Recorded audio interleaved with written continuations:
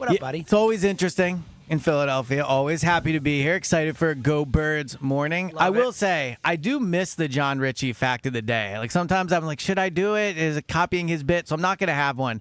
But you don't know what you got till it's gone. I kind of wish it was starting with an interesting fact about bugs or a flower or That's something. true. So, He'll be back tomorrow. yes, So I you will can- be tuned in. Yes. Yes. You're Can't gonna wait. set an alarm just to hear the fact. Yeah, unfortunately, I guess we'll just talk about Jalen again. There's the interesting fact, yes. Rhea Hughes, you got a fact for us this morning? Jeremy, you might need to turn her mic on.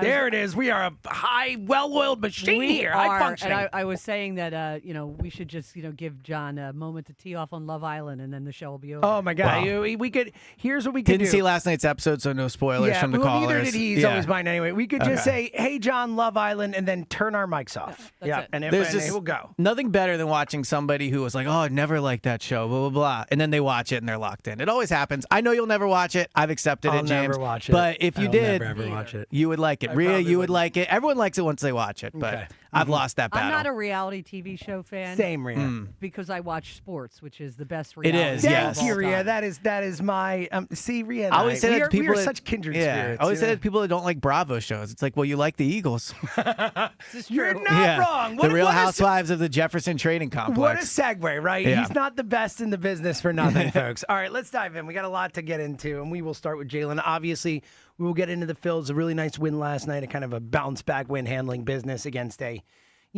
very beatable Marlins team. We'll get into that, the Trea Turner situation, Don Mattingly. Some interesting comments after the game. I'm really intrigued to see what Rhea Hughes has to say about what Don Mattingly had to say about our guy Trea Turner. So we'll get into all that throughout the show, so much and more. But let's start where we usually start, with the Real Housewives of Jefferson Training Complex. Number or whatever, one. yes. Because, Joe Santoliquito is a wonderful guy. I've met him a bunch of times, like really nice guy. Big fan. I feel like for people who haven't met him, like his name can send a shiver through an Eagles fan base. And all of North Dakota. Based on past history and the long-term stance of that Carson Wentz article that has lived forever, and Santoliquito obviously has been proven right and was, the whole thing and all that. But whenever you see a Joe Santoliquito article come out about a quarterback, it's always like, here we go. What's going on?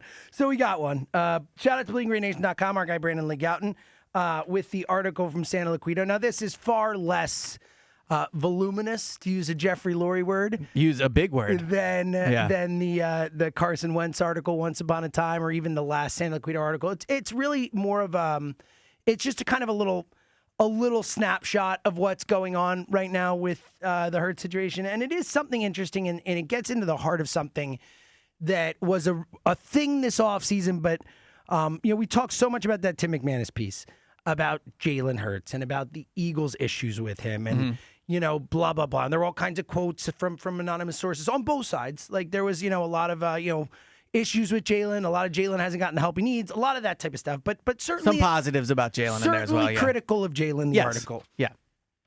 Now Joe Santoliquito comes out with this article with a angle on it that frankly makes a lot of sense to me.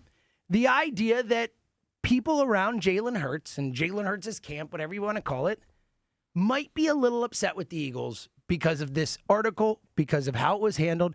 And let's not forget, Elliot, when the article, a few days after the article came out or whatever, Mike Florio reported that the Eagles purposely were doing this to try and send a message to Jalen. So obviously we know we think there is some real truth to the idea that the Eagles are trying to motivate him or are happy with this being out there, whatever. And in maybe the least shocking thing of all time, it seems like even though he hasn't said anything personally about it, Jalen might not be too psyched about it. What do you make of this article? What do you make of this situation? And ultimately, I think the main takeaway of what does it mean from the article is the idea that could this be Jalen's last season with the Eagles? Is he on the hot seat with the team? The article implies that they might have wanted to trade him last offseason after the Super Bowl, no less, which seems insane. And that, obviously with how the season plays out, could be gone after this season. What did you make of the whole article and the whole thing? Again, 215-592-9494. We want to talk to as many real ones as we can today. Yeah, so, as you mentioned, whenever you see the name Joe Santoliquito, you think of the Carson Wentz article, right? And I remember the Carson Wentz article, the the initial reaction to that was, this is not true, right? Like, there's no way they could feel this way. People egged his house. People and did death more than that. threats and all that. Yeah. So I remember the reaction to that, right? And then I remember 2 years ago, maybe 2.5 years ago, there was a lot of pushback on the AJ and Jalen don't get along thing, right? It was, well, look at them on the field. Look how happy they are together. There was a lot of pushback to that. So I understand that when it comes to Jalen Hurts, what he's accomplished for this city, why people defend him the way they do. I 100% get it.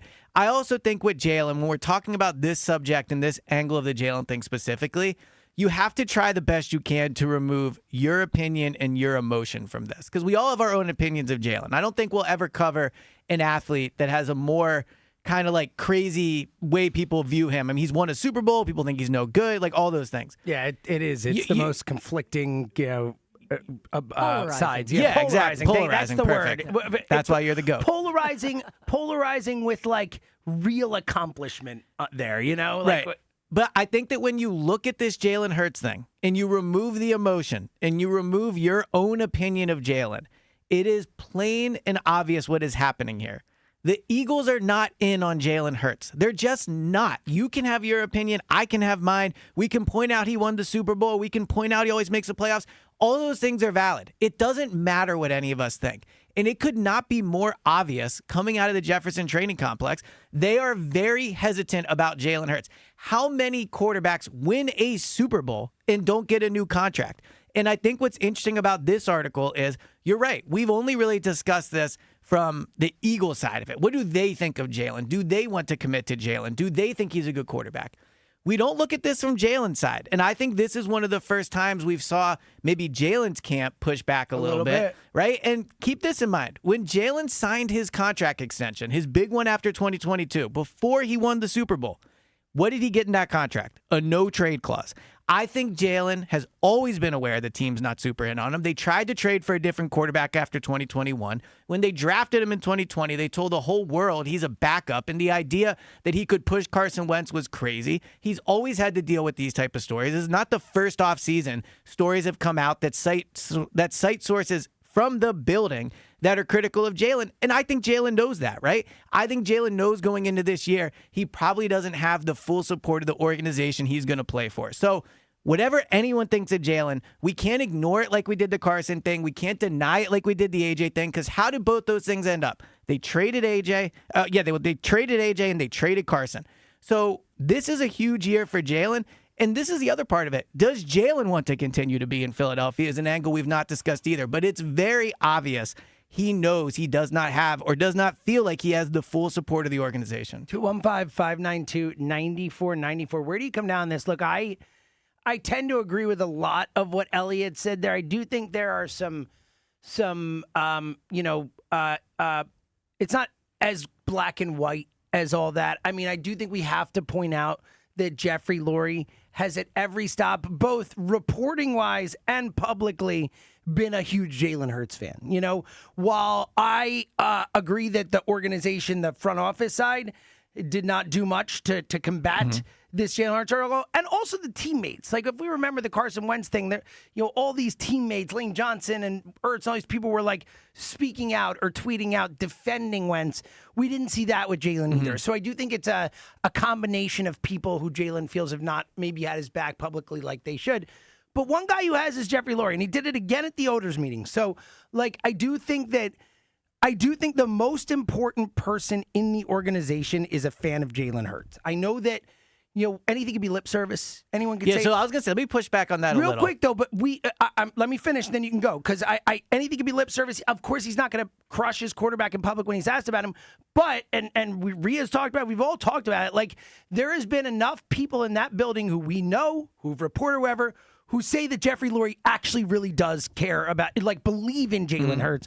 So, like, that part of it I buy, and that does make an interesting conflict in the building. If the front office isn't sure and Jeffrey Lurie is, it's a fascinating situation. So I agree, as someone that's down there all the time, that is one thing you hear. Jeffrey really likes Jalen, right? Like, and I to be clear, I can see why. He's won Jeffrey a Super Bowl. He took him to another. He represents the franchise better than I think maybe any quarterback will, right, from here on out. But actions speak louder than words. And if you're Jalen and you're Jalen's team, more importantly, the time to capitalize on getting a new paycheck was after the Super Bowl. Like, that was his time. It wasn't like he had just signed a deal. He was 2 years into it. So there's ways you can get that done.